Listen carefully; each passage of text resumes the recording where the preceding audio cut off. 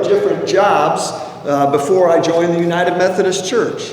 And as this is Labor Day weekend, I was reflecting on some of them. And if I'm honest with you, I wasn't very good at some of them. I worked in the woods as a lumberjack, but I couldn't hack it, and they gave me the axe. After that, I tried working in a donut shop, but I soon got tired of the whole business. I manufactured calendars, but I didn't do a very good job, and my days were numbered. I tried to be a tailor, but the job was just so-so, and anyways. I tried to work in a car muffler factory, but that was just too exhausting. And I wanted to be a barber, but I just couldn't cut it. I have a question for you this morning. What makes you happy? Or let me rephrase that. I want you to think for just a minute. What if you had more of this, do you think would make you more happy? Is there anything that if you just had more of this thing, you would feel and be more happy in your life? I want you to think about that for just a minute. Now, what was on your list? What was on your list? That if you just had some more of this, you would be more happy. How about discontentment or greed or debt? Were those on your list? No, of course not. No. But for many of us, more money was on our list. We all believe there's a connection between our money and our happiness. But whenever you hear someone say, money won't make you happy, we nod our heads in agreement, but deep down we don't believe that. I don't believe that, and you don't believe that. What we believe instead is that if we just had a little more money, it would be a little more happy. And what we think is if there's a test for this, I'd like to sign up for that test, right? Wouldn't you? Let's put that to the test. Let's just see, where do I sign up for that? So there is a connection between money and happiness, but where we mess up and where we get this wrong is when we think the connection is the word more. If I had more money, I'd be more happy.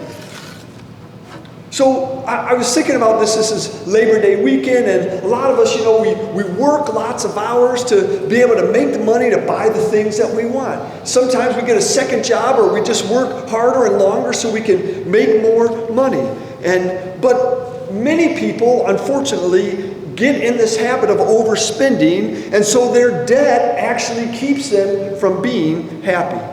So there is a correlation between our money and our happiness, but the correlation isn't more. It is an M word, though. That word is manage. It's not how much you make, it's how you manage what you have that will determine whether or not you're happy with your money. In other words, money can contribute to your happiness if you manage it well. Tell me if you think this statement is true. I do. Anything that undermines your peace also undermines your happiness.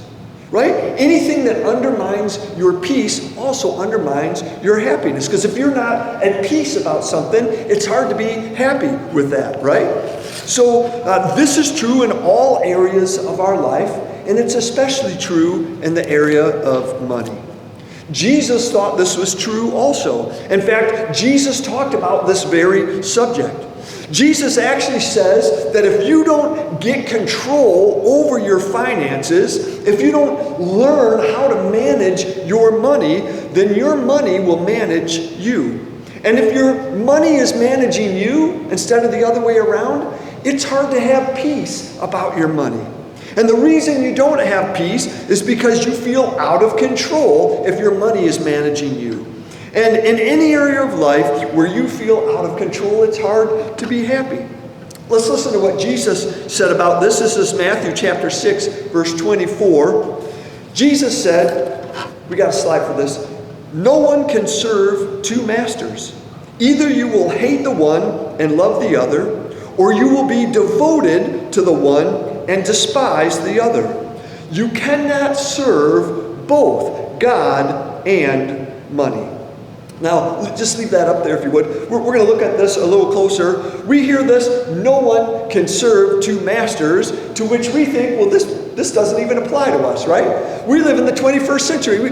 None of us have a master. There's not masters and slaves here. But Jesus said, no one can serve two masters. Either you will hate one and love the other, or you will be devoted to the one and despise the other. Now, Jesus is using really extreme language here. We want to think, okay, there's got to be some middle ground, right? But Jesus explains what he meant. He says you cannot serve both God and money.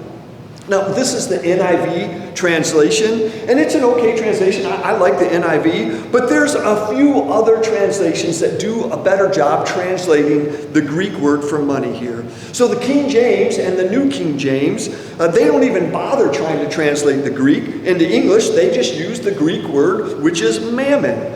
And that's great if you know Greek, but if you don't understand Greek, then you don't know what mammon means, and so that's not very helpful.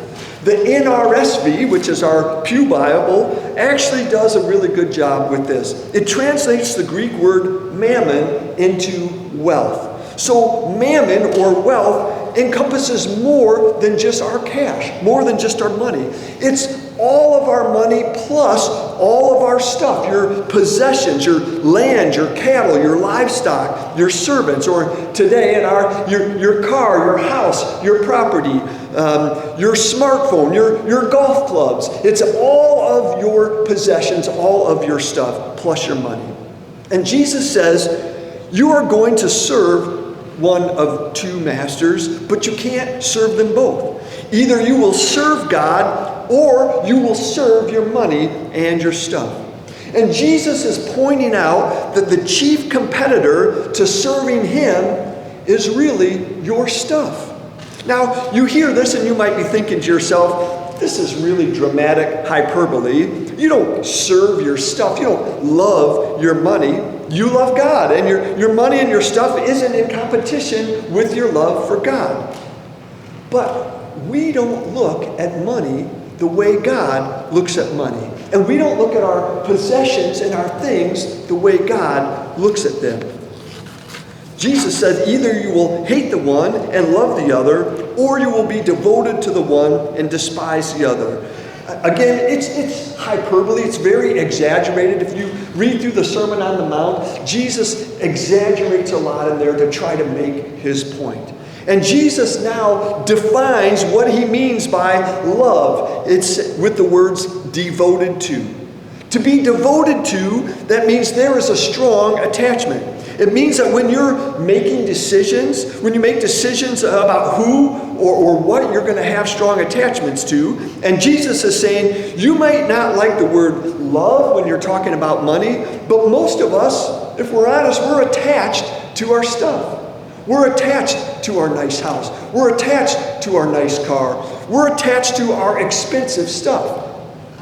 And most of us make decisions based on our money, especially on whether we're going to try to keep it or spend it, and what we're going to spend it on if we think that's going to make us happy.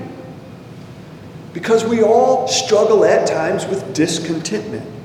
Discontentment ensures that we are never satisfied with what we have and where we're at in life. Because we know what's out there, and we know what we have, and we know what other people have and what there is to have, and we always want just a little bit more. This is a natural feeling inside us. Everybody struggles with this at some time. And the thing that drives discontentment is awareness. As you become aware of what there is to have, and you become aware of what that you don't have, you become discontent because you've got to have this new thing. Here's a great example. Think about how many times you've walked through a store and all of a sudden you see something, you didn't even know you needed that. But now you see it and now you want it, right? And you go home with it, right? Or you're shopping online and you're I'm just going, I got to get this thing. But all of a sudden you see this other thing, you hadn't even thought about that, and what a great deal. I got to have that. Didn't even know you needed it before you saw it. So part of what drives discontentment is awareness. But another thing that drives discontentment is greed. And greed is an appetite that is never fully satisfied. So discontentment and greed cause us to spend and to spend and to spend. And we don't stop spending when the money runs out because we don't have to anymore, do we? No, because we have access to this thing called credit. And credit, if we're not careful, if we don't manage our money wisely, credit can lead to debt. So when you want something and you don't have it, there's a tension there between I want but don't have. And when you owe money for something and you can't pay for it, there's another tension there too, isn't there? That tension of a debt that you don't have the money to pay. And we've all lived long enough to know which tension is better. It really is better to live with the tension of, well, I want, but I can't afford it, so I'm not going to buy it, than the tension of, I bought this even though I can't afford it, and now I'm making payments on this. But debt happens when you become a slave to your desire. Now, again, this is really strong language, but I think that Jesus used strong language to get our attention. See, your devotion to your desire leads you to slavery. And then you are not a happy person when you owe on things that a couple months later you wish, I wish I wouldn't have made that purchase. I wish I wouldn't have done that. Now, think about this for just a minute. I want is between you and God. But once you borrow to buy, then it's not just between you and God anymore. Now it's between you and your creditor. And God sides with the creditor. The ironic thing is that the more money you make, the more tempting it is to go into debt. We see this all the time. You hear about someone in the news that won the lottery and they won millions of dollars, and 6 months later or a year later, they've blown through all that money and now they're deep into debt. You see it over and over again. And the more debt you have, the less financial peace that you have. And the Bible tells us that you should make it your goal to stay out of debt, because God doesn't want you to trade your peace and your happiness for something that really doesn't bring happiness or peace in your life. In fact, debt brings the opposite of peace. Discontentment erodes your happiness. Greed consumes your happiness and leaves you hungrier for more. And debt removes your happiness altogether. So here's the application point of my sermon. I'm just going to tell you it straight out. Here it is. Stop. Just stop overspending. Stop going into debt. See, the correlation between money and happiness is all about how you manage your money. And if you can keep your discontentment and your greed and your debt in check, you are going to be happier. So, what amount of money can actually make you happy? There's got to be a certain amount, right? Well, the answer is there is no amount. There's no amount of money that can do away with discontentment, because there's always going to be something else that you want to buy. There's no amount of money will get rid of your greed, because greed is an appetite that is never satisfied. And the only thing that addresses these three things is management. It's how you manage your money and the resources that you have that will bring you happiness. Jesus said no one can serve two masters. And Jesus offers us an alternative to being a slave to our money.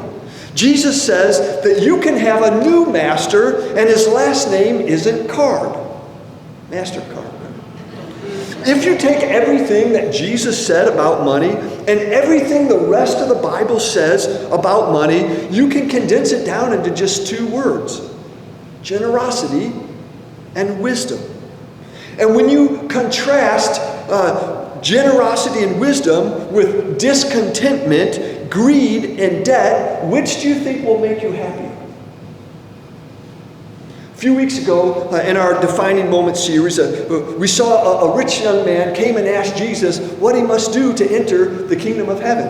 And Jesus told him that he had to sell everything he had and give all the money to the poor and then come and follow him.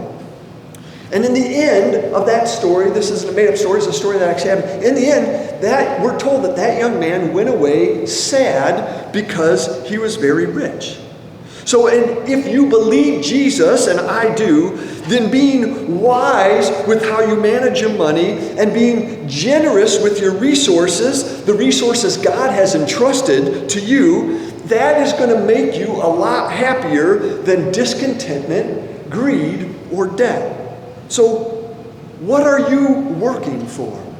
Labor Day is a good time to think about that. And look, yes, we do need money. We have to have money so we can pay for a place to live, right? We need clothes to wear. We need food to eat. We need transportation. We need those things, right? But once all of our needs are met, we start to add to that list, don't we? Well, I actually would really like to move into a little bigger home. The one we're in right now is kind of small. It doesn't hold all our stuff. I got to park outside because my garage is full of my stuff. I need a bigger house that has a storage room in the basement so that then I can park inside. And the new iPhone came out recently. Actually, I think it comes out pretty soon. But I'm still thinking about the one that came out last year because mine is 2 years old. And it's slowing down. I need a new iPhone. By the way, aside from, can you believe iPhones are $1,000? It's crazy. But I need one. Whether I can afford it or not, I know that I do. And we start to think about all these things on this. Well, you know what? I really need to go check out this new restaurant. We haven't been there yet, even though it's going to be $50 a person. And, you know, we can afford that. We've got the MasterCard, right? Need a new set of golf clubs.